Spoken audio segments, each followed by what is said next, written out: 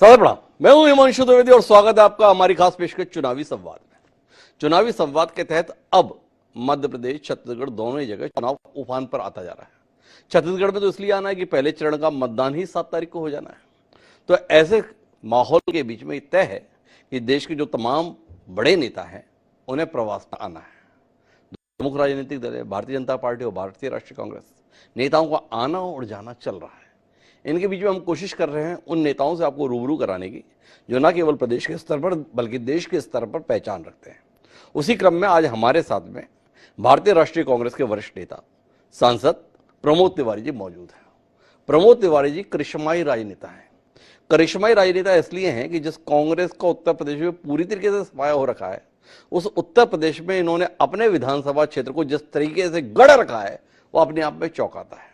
1980 में पहली बार रामपुर खास विधानसभा क्षेत्र से विधायक चुने गए प्रमोद तिवारी लगातार वहां से चुनाव जीतते रहे, 9 बार स्वयं, और जब उन्होंने संसद की ओर रुख किया तो उसके बाद 3 बार से उनकी बेटी वहां से विधायक है। अर्थात 12 बार जनादेश अपने संदर्भ में लेने का करिश्मा प्रमोद तिवारी जी या उनके परिवार ने कर दिखाया।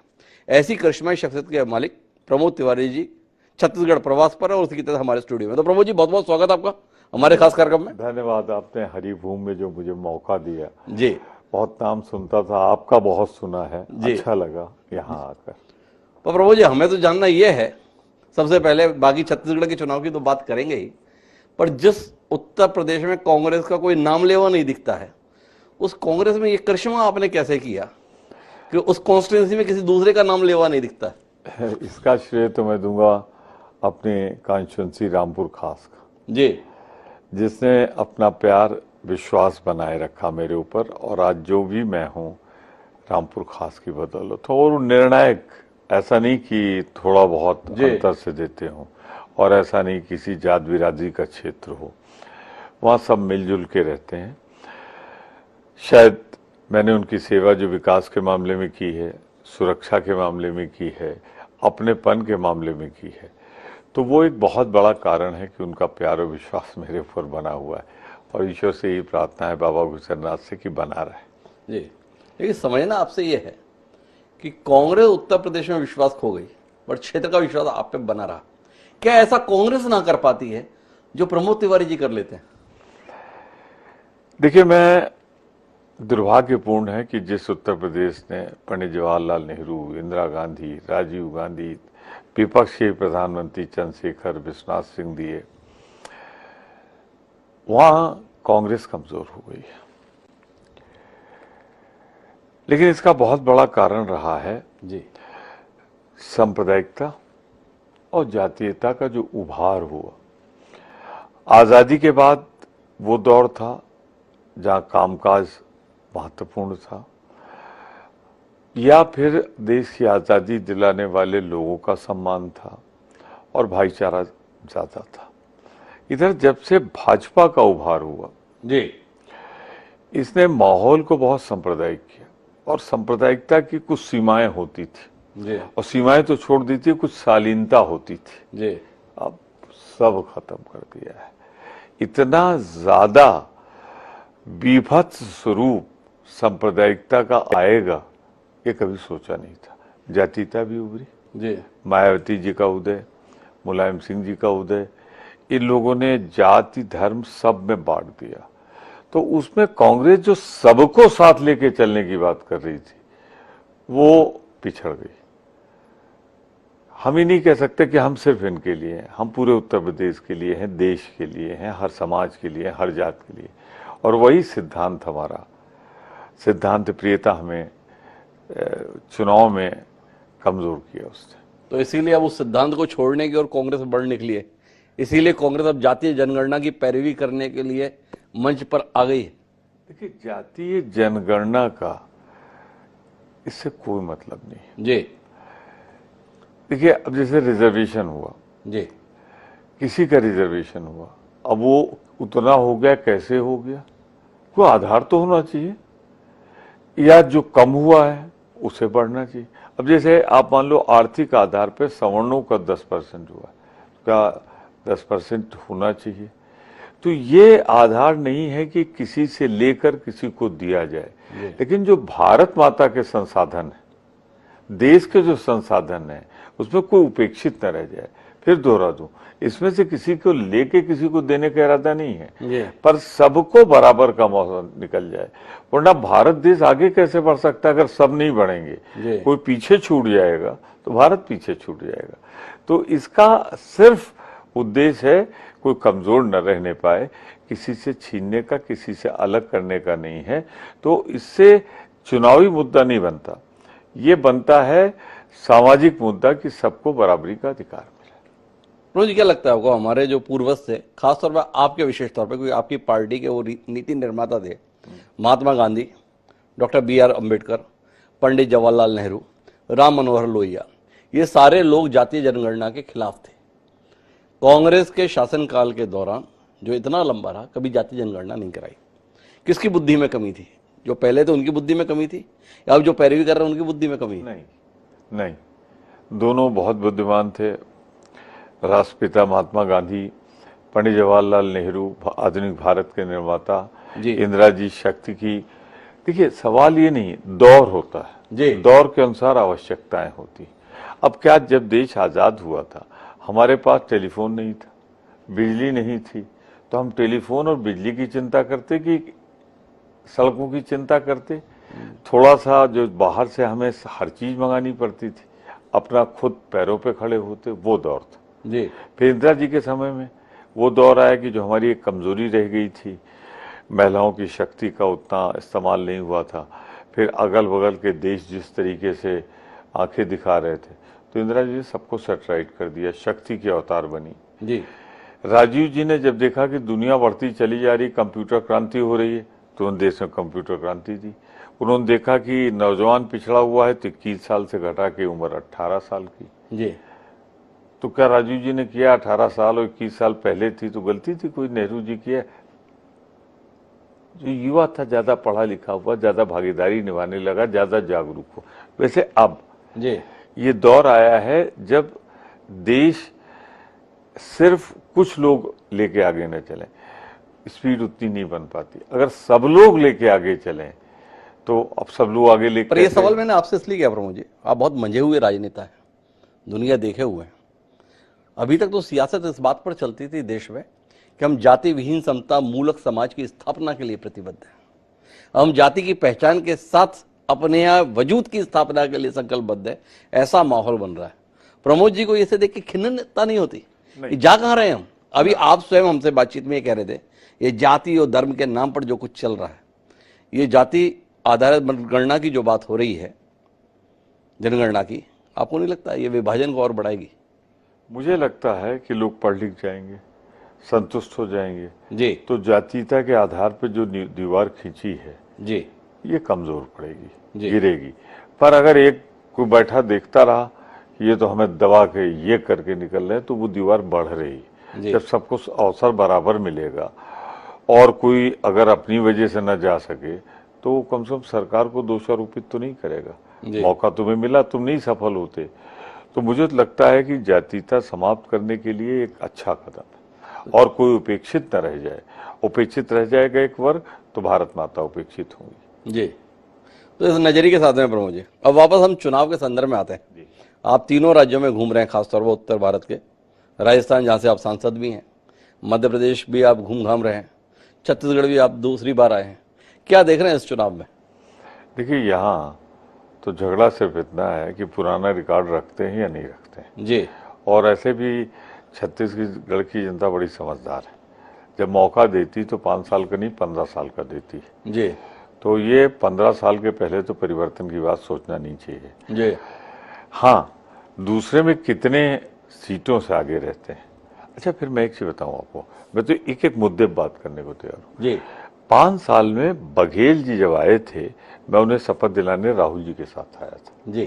मेरे मन में संशय था, लेकिन 5 साल बाद तो मेरे मन में बेइंतहा इज्जत बढ़ गई इस आदमी के लिए। 2500, मैं थोड़ी दूर के बाद उत्तर प्रदेश शुरू हो जाता है।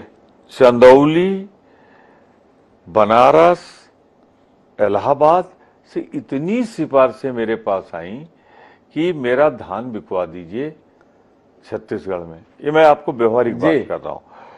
तो मैंने कहा हाँ करा देंगे। लेकिन जब मैंने देखा कि भाई एक आध ट्रक तो समझ में आता है, किसी की पैदावार हो सकती है, कुछ लोगों की हो सकती है, जब ज्यादा की बात आई तो मैंने मना किया जी। कि छत्तीसगढ़ का हक पे आप डाका मत डालिए। पर देखिए ना सिफारिश क्या आ रही है जी। कि हमारे यहाँ 1100 बिक रहा है और वहां बस चंद कदमों की दूरी पे 2500 बिक रहा है, जो 26 से 40, 60, 70 तक गया। जी। और आप तो 2800 करने जा रहे। दूसरा, जी। आप यकीन कीजिए, मैं चौड़ी सड़क पकड़ता हूं, चाहे थोड़ा लंबा चलना पड़े, कहीं से लौट रहा हूं दौरे से, क्योंकि कहाँ खड़े हों, हमारे यहाँ उनको नाम से पुकारा जाता है, ये छुट्टा जानवर। जी। और कहाँ लड़ जाएं आप, कोई ठिकाना नहीं। और मोटरसाइकिल वाले तो बहुत ही परेशान हैं, हम लोगों की गाड़ियों में भी अक्सर लड़ जाते हैं। पर जरा सा आप बॉर्डर क्रॉस करिए, यहाँ देखिए ये जो इनकी गोधन योजना चली है, गोबर, परसों राजस्थान ने घोषणा कर दी कि हम गोबर खरीदेंगे। जी। दिस आइडियल, जी। मतलब ये कर दिखाया इस आदमी ने। जी। फिर आदिवासियों की उपज और पैदावार कई गुना उनको मिलने लगा। क्या था उनके पास, ना उनका कोई महुआ खरीद रहा था, ना उनकी उपज कोई खरीद रहा था। आज इस आदमी ने कर दिया। मुझे एक बात बहुत अच्छी लगी, जी। छत्तीसगढ़ की पहचान बन गई। आप पहनावा देखिए, लगता तो है छत्तीसगढ़ से लोग आने लगे। जी। अब वो सफारी से नहीं बनती छत्तीसगढ़ की पहचान, बोली से। खेल कूद का जो ओलंपिक कराया, जिस तरीके से इसकी भाषा का किया, अरे भाषा तो छोड़िए, अनाज का जी। और वो किया। और ये कब किया, जब केंद्र से सहयोग नहीं मिला। तो गिराने लोगों तो भी 7-8 पॉइंट मेरे पास और है जी। पर एक चीज जिसने मेरे जैसे आदमी को, जैसे दुनिया के शायद ही कोई ऐसा सेक्टर हो जिनमें किसी न किसी देश नहीं गया हो। अमीर देश भी गया हूँ, गरीब देश भी गया हूँ, पर्यटन की सुविधा वाले देशों में भी गया हूँ, संघर्ष वाले देशों में भी गया हूँ। और प्रदेश तो छोड़ दीजिए, मैंने तो देख लिया किसी राज्य में केजी से पीजी तक मुफ्त शिक्षा का साहस नहीं दिखाया। आई सैल्यूट बघेल सरकार जी। कि केजी से पीजी तक की मुफ्त शिक्षा देने का भारत में पहला राज्य बना है। जी। भारत में पहले ही राज्य नहीं बना, दुनिया के बहुत से विकसित देश नहीं कर पा रहे हैं। जी। और इस आदमी ने करके दिखा दिया, जी। इसकी सरकार ने करके दिखा दिया। मैं जब बघेल सरकार की बात करता हूं तो सबकी बात करता हूं। जी। अब देखिए ना, ये सिर्फ 5 साल में हुआ है। जी। अब एक नई चुनौती ले ली। अभी उन्होंने एक इंग्लिश मीडियम के स्कूल खोले थे। पहले तो मैं सुनता था साइकिल पे लोग, गरीब के बच्चे जाते थे इन स्कूलों में, सरकारी स्कूलों में। अब तो कारें छोड़ने जाती हैं उनको, जी। इंग्लिश मीडियम के बच्चे जो पढ़ रहे हैं। तो बहुत चीजें देखिए ना, आदिवासियों को अलग किया। ये जो अरे छोटा काम है, सरकारी लोगों का पेंशन जो पुनः चालू की, जिस तरीके से उन्होंने बेरोजगारी भत्ता दी, 5 साल में अगर इतना किया है तो मैं तो इसे श्रेष्ठतम सर्वश्रेष्ठ मुख्यमंत्री मानता हूं इस भारत देश का। तो ऐसे श्रेष्ठतम मुख्यमंत्री के साथ आप लोग कर क्या रहे हैं? क्या भाई, जो व्यक्ति मुख्यमंत्री के तौर पर इतना बेहतरीन काम कर रहा है, उसको मुख्यमंत्री के चेहरे के तौर पर प्रस्तुत करने के संदर्भ में संकोच क्यों कर गए? आज हम बात क्यों आप सामूहिक नेतृत्व की बात कर रहे हैं प्रमोद जी? देखिए, वो हमेशा रखना चाहिए, वो हमेशा रखना चाहिए। देखिए बात क्या होती है, बघेल सरकार की हम तारीफ कर रहे हैं जी। बघेल सरकार की बात कर रहे हैं। बघेल सरकार की जब बात कर रहे हैं तो बहुत चीजें निहित होती हैं उसमें। जी। हम पूर्व बघेल जी तो नहीं कह रहे हैं जी। हम वर्तमान बघेल जी कह रहे हैं। जी। तो अब सबके साथ लड़ने पे एक सामूहिक उत्तरदायित्व का जो बोध आता है, जी। जो सब अपना बेस्ट पॉसिबल देते हैं, जी। उसका फायदा पार्टी क्यों ना उठाए? नहीं, तो इससे तो ऐसा लगता है जैसे लीडरशिप की कमजोरी है। भाई, आप राहुल गांधी जी के नेतृत्व में देश में चुनाव लड़ने के लिए तैयार हैं, लेकिन प्रदेश में जो वस्तुतः नेतृत्व दे रहा हो, जिसके काम से आप अभिभूत है प्रमोद तिवारी जी, उसके संदर्भ में सामूहिक नेतृत्व की बात कर रहे हैं। देखिए, चुनाव लड़ने की बात है सामूहिक नेतृत्व में, एक हमेशा एक पर सामूहिक भारी होता है। जी। तो हम बेस्ट पॉसिबल छत्तीसगढ़ की जनता का आशीर्वाद चाहते हैं। अच्छा सुनिए, कई राज्यों में हमने चुनाव लड़े थे पहले। जी। कहाँ मुख्यमंत्री घोषित किया? जी। कहाँ अभी घोषित किया हमने मध्य प्रदेश में? जी। कहाँ घोषित किया राजस्थान में? आप बताएं ना। तो मध्य प्रदेश के संदर्भ में प्रमोद तिवारी जी कहने की स्थिति में है कि अगर बहुमत आएगा तो कोई जरूरी नहीं है कि कमलनाथ ही मुख्यमंत्री होंगे। मैं इसको दूसरे ढंग से कहता हूँ, जी। बहुमत अगर आएगा जी। तो विधानमंडल दल जिसको चुनेगा, केंद्रीय नेतृत्व उसको स्वीकार करेगा। राजस्थान में बहुमत आएगा जिसका, उसे स्वीकार करेगा। तो आप छत्तीसगढ़ को अलग से क्यों देख रहे हैं? तो मतलब हम माने कि मध्य प्रदेश के, हम तो दोनों की जगह के लिए बात कर रहे हैं कि अगर मध्य प्रदेश में विधानमंडल गोविंद सिंह या किसी अन्य व्यक्ति के संदर्भ में चुनाव करता है तो उसकी भी संदर्भ में संभावना है, कमलनाथ अनिवार्य नहीं है कि मुख्यमंत्री बनेंगे। मैं आपसे फिर उसको दूसरे ढंग से पुटअप करता हूं जी, कि कांग्रेस विधानमंडल दल जब बहुमत के लिए महामहिम श्री राज्यपाल बुलाएंगे तो जो बहुमत का होगा, जिसे विधानमंडल दल के लोग अपना नेता चुनेंगे, वही मुख्यमंत्री होगा। तो बड़ी महत्वपूर्ण बात कर रहे हैं प्रमोद तिवारी जी। प्रमोद तिवारी जी मध्य प्रदेश के संदर्भ में स्पष्ट कर रहे हैं कि कांग्रेस का विधानमंडल जिसे चुनेगा बहुमत आने की स्थिति में, वही मध्य प्रदेश का मुख्यमंत्री बनेगा।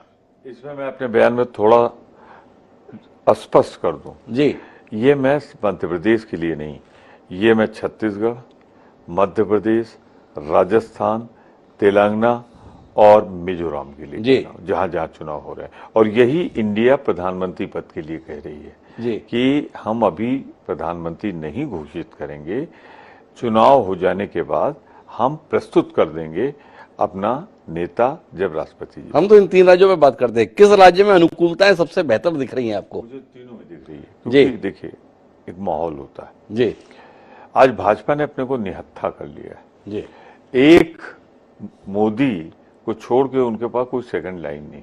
जी, आज राहुल जी है, कल यहाँ प्रियंका जी। जी, ये नहीं हो गया। कार्यकर्ता सम्मेलन आके लोग कर लें, नुक्कड़ मीटिंग कर लें, कोई लीडर ही नहीं बचा उनके पास। जी। और राज्यों में आज यही सवाल मैं पूछ, अमित शाह जी को आप नेता के तौर पर मान्यता नहीं देते? मोदी की टक्कर के नेता नहीं है वो, जी, कि अगर वो 50,000 की मीटिंग कर रहे हो तो 40,000 कर रहे हो, या वो 20,000 कर रहे हो तो ये 10,000 कर रहे हो, नहीं, वो बात नहीं है। तो प्रियंका जी राहुल जी की टक्कर की नेता है? सभी हमारे यहाँ। अभी आपने एक मीटिंग देखी हो अगर तेलंगाना की, जी, सोनिया जी जिसमें गई थी, जी, 2 किलोमीटर लंबी लाइन लगी थी। तो हमारे यहाँ तो नेताओं हैं जो सामूहिक रूप से लड़ लेते हैं, मिल लेते मैं हैं। माफी चाहता हूं बीच में हस्तक्षेप के लिए प्रमोद जी, पर भाजपा इसी को तो निशाने पर लेती है। आपके यहाँ नेता नहीं है, केवल एक परिवार है। आपने 3 नाम गिनाए, कुल मिला के तीनों नाम के साथ में गांधी है।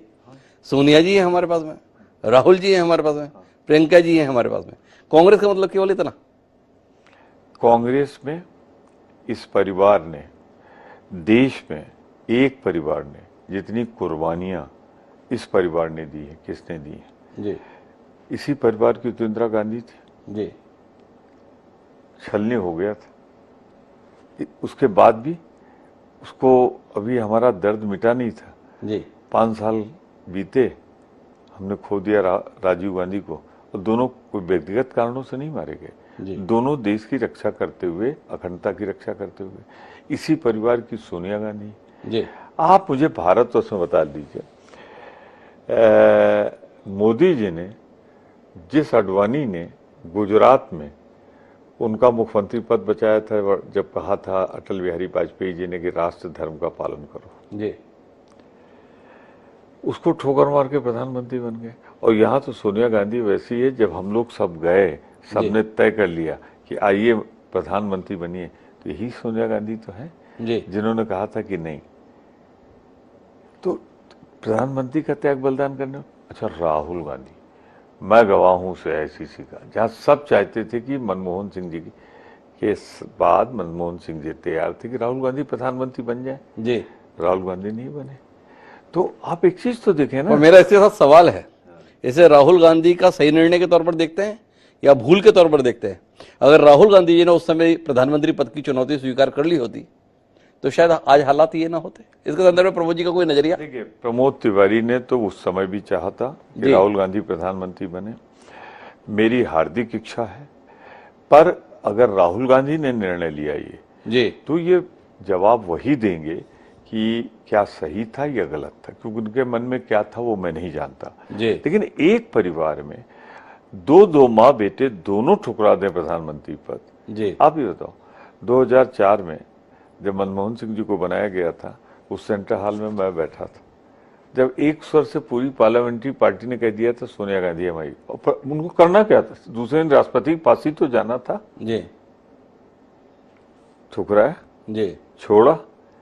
राहुल गांधी का आप ही उदाहरण दे रहे हैं जी, कि राहुल गांधी प्रधानमंत्री बन सकते थे उस समय। जी। अब नहीं बने तो उसका हमें नुकसान मिला या फायदा मिला या कुछ नहीं हुआ, एक अलग बात है। जी। पर ये उदाहरण तो कोई परिवार दे सकता है जी। जिस परिवार के 2 लोगों ने प्रधानमंत्री पद छुड़ाया हो, 2 लोगों ने जान दी। जी।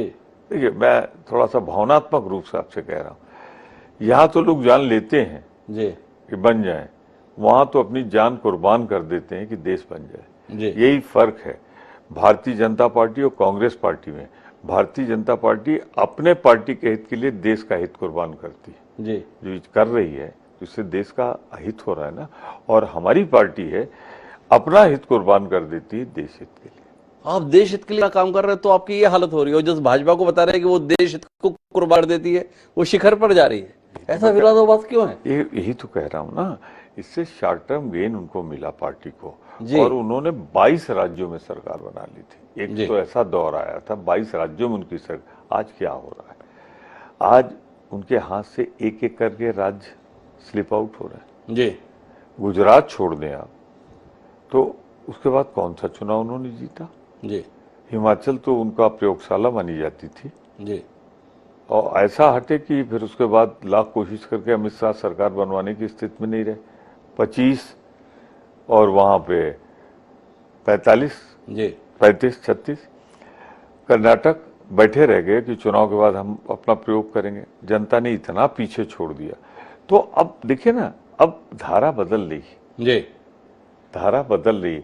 आज 5 राज्यों में आप मुझसे पूछें तो मैं दावे से कहता हूं 5-0 है। जी। किस तरह 5-0 है?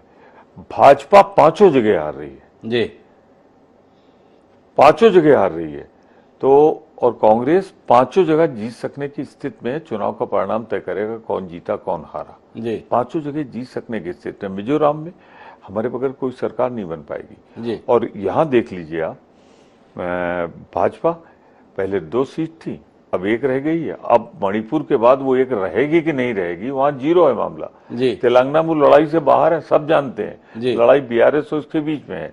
राजस्थान में आज से 6 महीने पहले जो पोजीशन थी, उलट गया मामला। जी। हमारे यहाँ सुलझ गया है, उनके यहाँ उलझ गया है। जी। तो जनता सब देख रही है। और छत्तीसगढ़, मध्य प्रदेश, आप अपना सर्वे करा लीजिए, अपना आकलन करा लीजिए, कांग्रेस बहुत आगे बीजेपी से। राजस्थान का जिक्र करने से आप चूक गए। राजस्थान में भाजपा से लड़ रहे हैं या पायलट और गहलोत अभी भी वैसे ही भिड़ रहे हैं? देखिए, कुछ एक वातावरण बना था जी। पायलट और गहलोत जी में, जी। लेकिन समय रहते सब ठीक हो गया। और मैं तो चूंकि वही सांसद हूँ, जी। दोनों दिलो जान से लग गए हैं जिताने में। वहां उल्टा हो गया। किसको जिताने में? कांग्रेस को। अच्छा। और वहां उल्टा हो गया, वसुंधरा जी नाराज हो गई। जी। नाराजगी कई खबरें उनकी आ रही जो आज वर्तमान में है। जी। तो वहां तो उलट गया मामला। कांग्रेस से सुलझा लिया, भाजपा का उलझ गया। और इसीलिए भाई मैं इस राज्य से दूर बैठा हूं, राजस्थान से, लेकिन जो उन्होंने किया है, 25 लाख तक हर आदमी का चिकित्सा मुफ्त, जी। सिलेंडर 500 रुपए का, मतलब आप देखें ना उस राज्य में क्या हो रहा जी। है। अच्छा, एक चीज और, मैं तो छत्तीसगढ़ की तारीफ करूंगा कि उन्होंने भी गोबर खरीदना शुरू कर दिया, गोधन। जी। जिस तरीके से छत्तीसगढ़ एक बड़ा भारी मुद्दा है, आज धारा के उल्टे चल के इस आदमी ने एक रिकॉर्ड जो कायम किया है, बघेल सरकार ने। जी। 0.8% है बेरोजगारी। जी। 16 लाख मकान, 17 लाख मकान बना के दे रहे हैं। जी। किसी सरकार में दम था, ये जी। कर दिखाया। 16 लाख मकान बनाकर दे रहे हैं, पर आरोप तो भाजपा ने पूरे अभियान के तौर पर उठाया कि प्रधानमंत्री आवास योजना के तहत 16 लाख मकान बनने थे, राज्य सरकार ने अपना अंशदान नहीं दिया, इसलिए वो 16 लाख परिवार 5 साल तक मकान से वंचित रह गए। अंशदान की बात तो मत करिए जी। केंद्र सरकार को जो धान खरीद में देना था दिया। जी। अंशदान की बात तो न करिए। जो छत्तीसगढ़ की जितनी लाभकारी योजनाएं थी, गाली देते घूम रहे कि हमने कर्जा बढ़ा दिया। जी। तो जनहित के सामने सब कुछ कुर्बान है। अरे कर्जा बढ़ा दिया तो भारत सरकार का कर्जा बढ़ गया, पहले उनसे जवाब पूछो। जी। आज देश का कर्जा इतना बढ़ गया है तो इसका जवाब वो वहां नहीं देते जहां हमसे पूछ रहे हैं। अब मैं एक उदाहरण देता हूं आपको। जी। मैं अभी आया था 20 तारीख को, मैंने प्रेस कॉन्फ्रेंस की।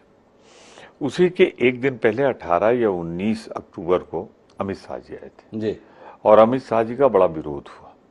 तो उन्होंने कहा कि हमने वो निर्णय वापस ले लिया है जिसमें नगरनार प्लांट जो 2700 करोड़ में बना था, जिसका बड़ा विरोध था जमीन के अधिग्रहण का, वो हमने बेचने का निर्णय वापस ले लिया। तो उसमें दो बातें, जी एक तो बेच रहे थे जी और एक बेचने का निर्णय वापस लिया, तो दो निर्णय हुए ना। जी बेचने वाला निर्णय मैंने दिखाया सारे प्रेस में, और मैंने कहा आप लोगों से पूछ लीजिए कि इन्होंने बेचने का कैंसिल करने का जो निर्णय, मैंने तो राज्याज्ञा दिखाई, कैबिनेट डिसीजन दिखाया, नोटिफिकेशन दिखाया। ऐसा ही जो अमित शाह जी कह रहे हैं कि हमने निर्णय वापस लिया, वो भी दिखा दें। जी आज 9 दिन तो बीत गया साहब, जी मैं बार बार सवाल पूछ रहा हूँ, जी। निर्णय नहीं है।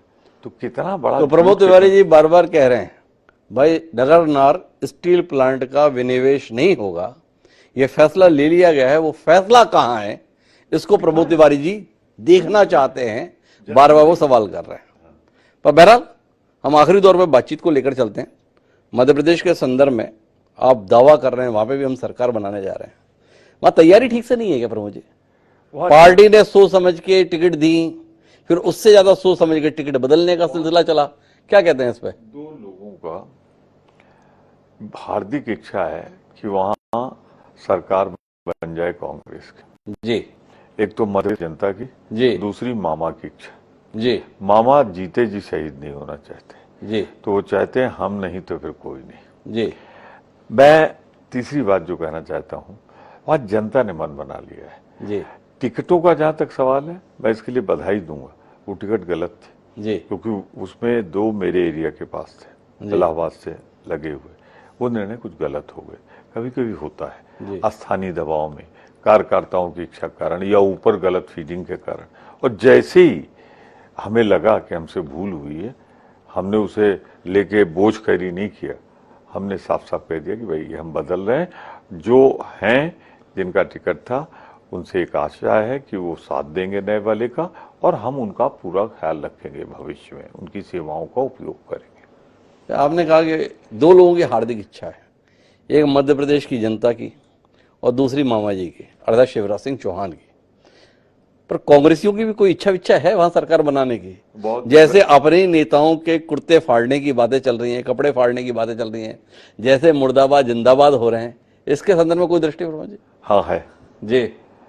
देखिए, बहुत दिन विपक्ष में बैठ लिए, अब हम सत्ता में आना चाहते हैं जी मध्य प्रदेश की जनता की दुर्दशा देख ली, जी अब हम उसे निकालना चाहते हैं, इसके लिए आशीर्वाद चाहते हैं। दूसरी हमारी इच्छा ये है कपड़े कहाँ फटते हैं? जी कपड़े वहां फटते हैं जब टिकट की मारामारी होती। जी अरे मैंने तो कांग्रेस का वो दौर देखा है कि कांचुंसी से बुला के उत्तर प्रदेश में हम कार्यकर्ता से कहते तुम मजबूत हो, लड़ जाओ। जी। अरे अब कुर्ता फाड़ने की नौबत आई, इससे अच्छे दिन कांग्रेस के क्या हो सकते हैं? तो भाई मध्य प्रदेश में कपड़े फटने के दिन आ गए, छत्तीसगढ़ में ऐसे दिन देखने को नहीं मिले, क्या माने छत्तीसगढ़ में हालात नहीं है? देखिए, छत्तीसगढ़ में सब चीजें जैसे सेटल हो चुकी है, जी सबको मालूम है क्या होने जा रहा है। जी तो वहां पे ज्यादातर सिटिंग एमएलए जो कुछ काटे हमने, जी वहां काटे कि नहीं काटे? जी ज्यादातर जगहों पे सेटल कैंडिडेट उतारे गए। तो एक दो लोगों ने पर्चा जरूर खरीद लिया है, कुर्ते फाड़ने को उसी को कहते हैं कि हम रेबल लड़ जाएंगे, यही है कुर्ता फाड़ना और क्या। जी तो उनको हमारी तरफ से प्रयास चल रहा है कि पर्चा दाखिल न करें, और दाखिल किया है तो 5 तक समय वापस ले लें, जी सब चीजें शांतिपूर्वक हो जाएंगी। हाँ, यहाँ मतलब जैसे एक सेटल 3 की प्रतीक्षा है, जी। सीटें कुछ कम होंगी कि ज्यादा होंगी, सरकार बनेगी, ये लोगों ने मन स्थिर बना ली। चलिए अब आखिरी सवाल पर आते हैं। 2023 पे तो हमने काफी बात कर ली, पर आप तो उन नेताओं में जिनकी चिंता का विषय 2024 भी है। 2024 को लेकर प्रमोद जी कुछ कहेंगे, क्या देख रहे हैं? देखिए, मैं 2 मिनट 3 मिनट में आपको पूरी बात जी। करूंगा। हमने बहुत अध्ययन किया, क्योंकि मैं सेंट्रल पॉलिटिक्स में काफी इन्वॉल्व हूँ, पार्टी का डिप्टी लीडर भी हूँ। जी सारे दलों को इकट्ठा करने में मैं, खड़गे जी मेरे लीडर हैं, उनकी सहायता करता हूँ, राहुल जी की इच्छा, सोनिया जी की इच्छा पूरी करता हूँ। जिस तरह से डेमोक्रेसी को ऑटोक्रेसी में बदला गया है, हम दो, हमारे दो के अलावा कुछ है ही नहीं। जी पार्लियामेंट में मेरा 44 साल का, असेंबली और पार्लियामेंट मिला के, जी मैंने ये तो देखा है विपक्ष शोर शराबा करके डिस्टरबेंस करके हाउस एडजर्न कराता है, पर विश्वास कीजिए सुजीत, पहली बार देखा है कि महीनों से रूलिंग पार्टी स्थगित करा दी क्योंकि एक नाम नहीं सुनना चाहती हो जी कार्रवाई का हिस्सा मणिपुर ना बने या एक और नाम जी वो न लिया जाए। तो मैंने ऐसी गुलामी नहीं देखी पूंजीपतियों की जो इस समय देख रहा हूं। दूसरा क्या हो रहा है, ईडी की रेड चलने में 20 तारीख को आया था यहाँ, जी। रेड चलनी थी ईडी की, सीबीआई की। चुनाव की आचार संहिता लागू हो गई है, थोड़ा धीरज तो रखो, जी टाइमिंग का सवाल है। चलिए वो भी छोड़िए, ईडी सीबीआई इनकम टैक्स का जितना दुरुपयोग आजाद भारत में ये दौर देख रहा है कभी नहीं देखा। जी। सालों बड़े बड़े लोग जेल में हैं, निर्दोष लोग जेल में हैं, आवाज उठाने वाले जेल में, जो बोल रहा है उसकी मेंबरशिप जारी है। आपको मालूम है पहले सस्पेंशन का मतलब होता था 3 दिन, जी 1 वीक, 1 दिन।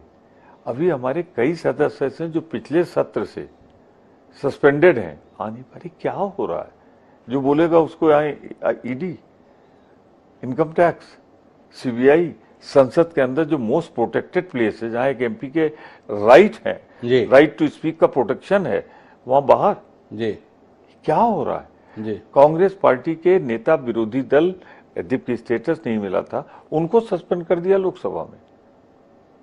क्या हमारे नेता सदन राज्यसभा में बोलते हैं, अरे वो बोलते हैं 10 पेज और दूसरे दिन आता है 1.5 पेज, सब डिलीट हो जाता है, जी शेरो शायरी डिलीट हो जाती है। ये कौन सा दौर आ गया है। जी आप बोल नहीं सकते मोदी जी के खिलाफ, आप अमित शाह जी के खिलाफ बोल नहीं सकते। तो ये अब इससे बचना होगा। तो इंडिया का जो गठन हुआ हमने 2 बिंदुओं पे किया। जी एक बार चुनाव में 31.8% पे इन्होंने सरकार बना ली बीजेपी जी एनडीए ने, अब की 37 पॉइंट समथिंग है तो 38 मान लीजिए। जी तो 38 और 32 और 38 तो सरकारें बन रही और हम 68% लेके 62% लेके बाहर हैं। तो हमने एक्सप्लोर किया कि हम क्या इसमें 50% ज्यादा इकट्ठा हो सकते हैं।